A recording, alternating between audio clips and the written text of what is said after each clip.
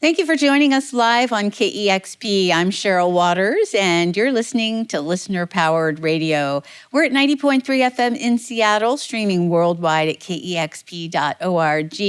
And you can also find us on our YouTube channel, hundreds and hundreds, in fact, I'd say thousands of video sessions of bands that you love and many more that you can discover. You can subscribe to our YouTube channel as well.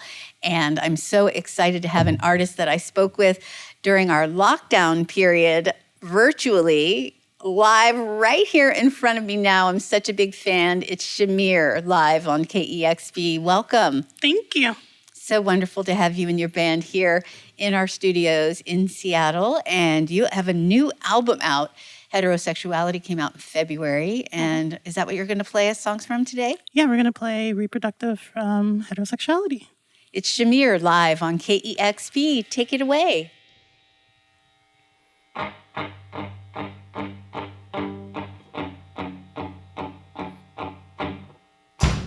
Bitterness, love is meaningless.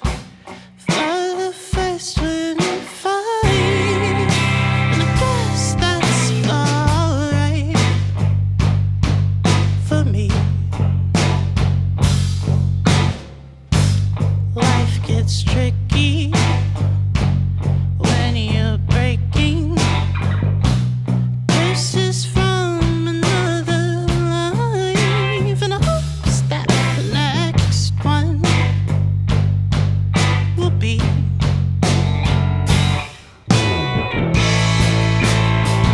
A wife for all the strife I hold within me.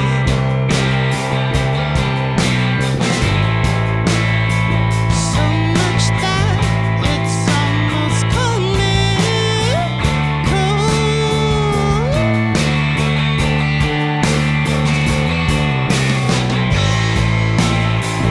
At best, I'm exceedingly protean.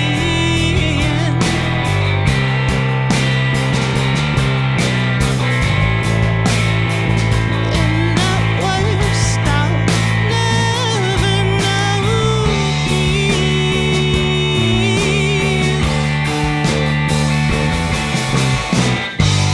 Reproductive in destruction, from which I can't come back. God knows I know that, but still, I'll stay focused on my purpose. I'm holding myself back. The world will do that for me.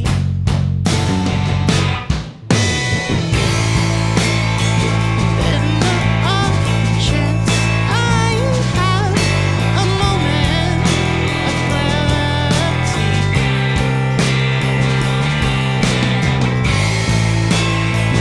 it magnifies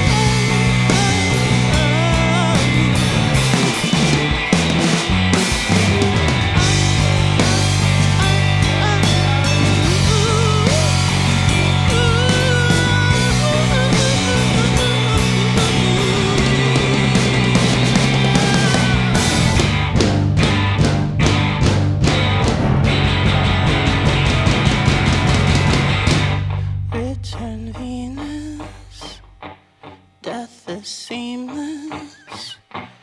When you sharpen the knife, there's a chance you might not even bleed.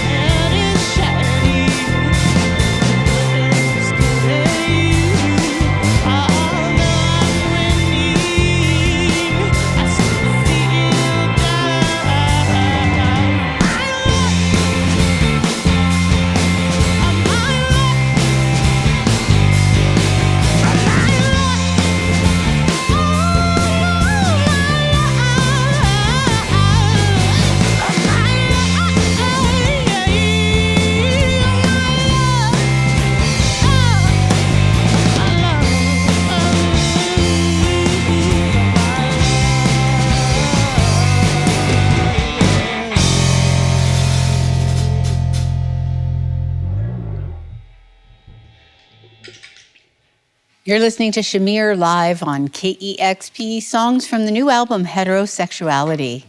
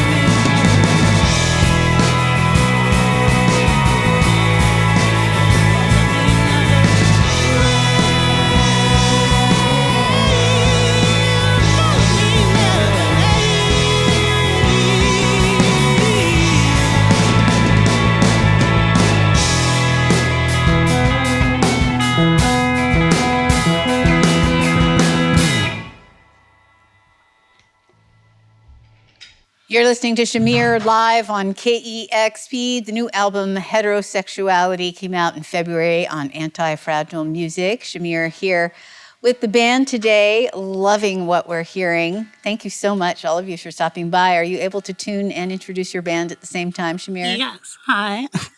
Thank you. I'm so excited to be here.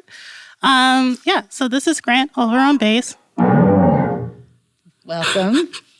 And that's Rhea over there on drums, the beautiful Rhea. Hi, Rhea. And yeah, we're all from Philly. That's great. We're so wonderful you're passing through Seattle today. I think of you as a fashion icon, and I love that you have dressed appropriately for Seattle today. Mm-hmm. Give it a little gothic, give it a little gloomy. Yeah, I rarely see you in such subdued colors. Sometimes, you know, I'm a Scorpio at the end of the day, and sometimes I do dress like it, I swear. I love it. I'm just boring Capricorn. I'm a Capricorn moon, and he's a Capricorn. Oh, I'm Scorpio rising. Oh, well, there we go. That's why we stand each other. That's right. Oh, yeah, Scorpio rising over there, too, yeah. Lovely. It's all in the room. Squad. Okay, I'm almost done. I love that guitar, the sparkles. Yeah, Dan Electro, shout out. Okay. Sponsor.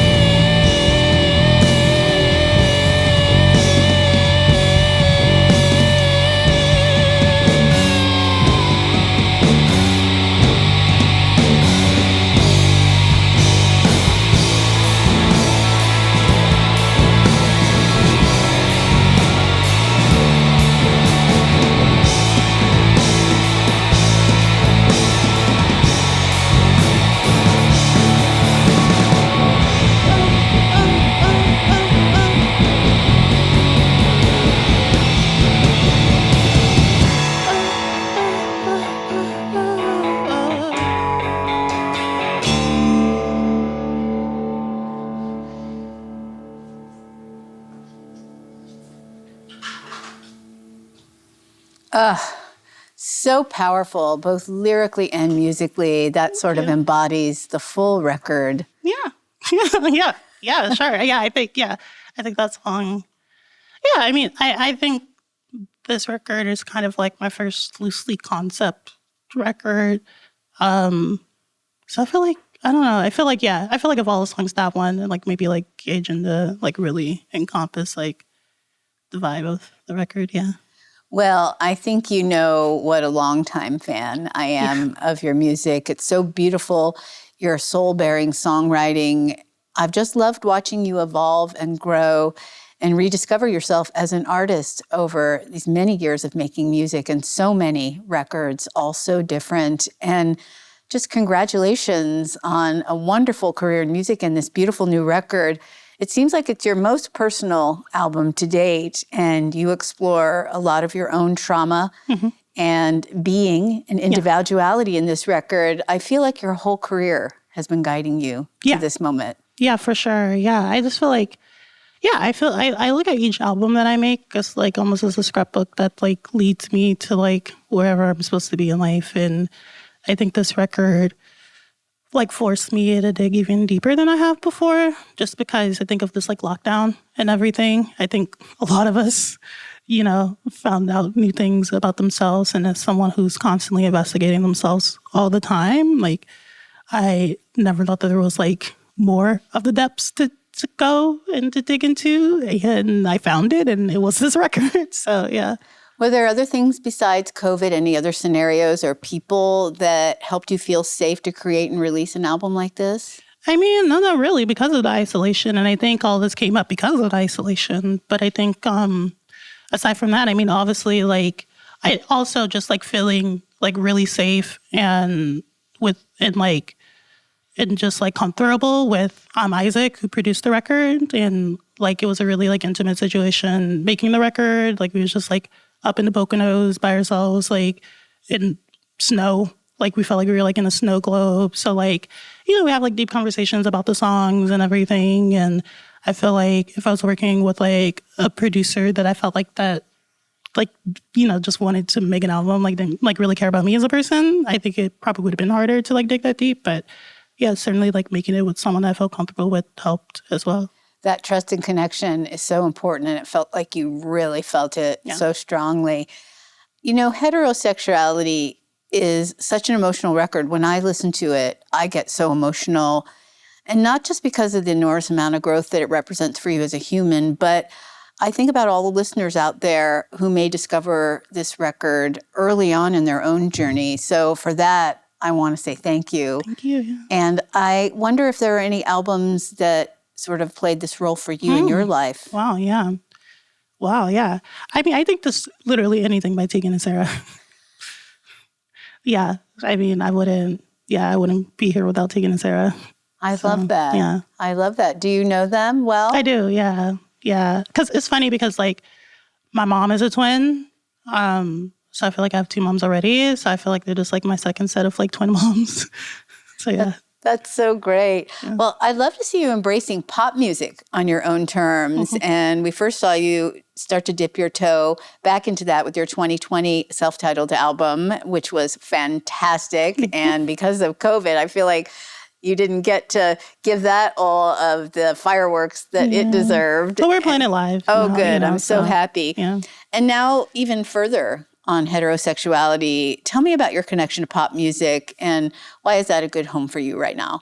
It's funny because I was actually just talking to, I think, my tour manager about this, like on one of our long drives. And I realized that like pop music is just really grounding to me.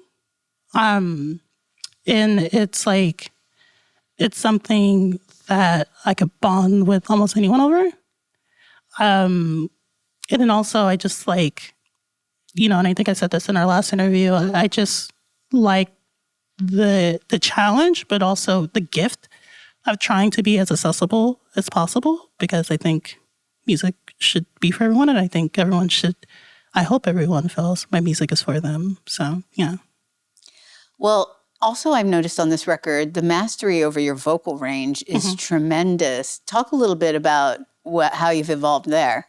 Yeah, I quit smoking. Okay. Yeah. almost 3 years. And you see a No, 4 really, years. I don't know, like 3 years, yeah. really distinct difference. It really is. It really is. Yeah, just that really. Because I mean, I always sing, just run a house to myself. Like, just, like, don't go a day without singing. But I think finding that like new agility in my voice from not smoking, I'm a little bit more adventurous. Yeah, just that combination, really. You've worked both within and without the record label industry, and you recently are working with Pacific Northwest Faves, Kill Rock Stars. Yeah. But tell me about your decision to self-release Heterosexuality. Well, I started as self-release Heterosexuality. Then it came out on Anti-Fragile, which is Tom's label, and Tom Sayrick. And yeah, he found Cisgender, just like on Spotify. And I guess he just saw that it was like self-release, and he was like, do you have an album? Like, what's the plan? Or like, whatever. So he basically just like took over the album cycle because he just like loved that song and believed in the music so much. And I think that's just like another testament to like Cisgender, because it's a very personal song to me. But like to have like this, like if anyone knows him, he's like just like 6'6". He's like this like 6'6" tall, like heterosexual, cisgender white man. And he's just like, this song moved me. And I think that really made me really happy, because like, I think the scariest thing about getting really personal with my music is having it feel alienating. So to have like such a personal song like that really does kind of just like deal with my outlook, still, affect someone like him, was really important to me. So I was like, okay, yeah, let's work together. You get it.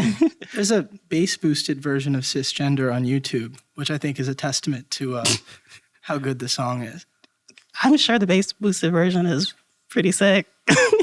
Blast that in your car. Blast it in the car. Don't break your car speakers. You were boosting your bass over there during that song. You boosted your headphones right off. Yeah. Oh, really?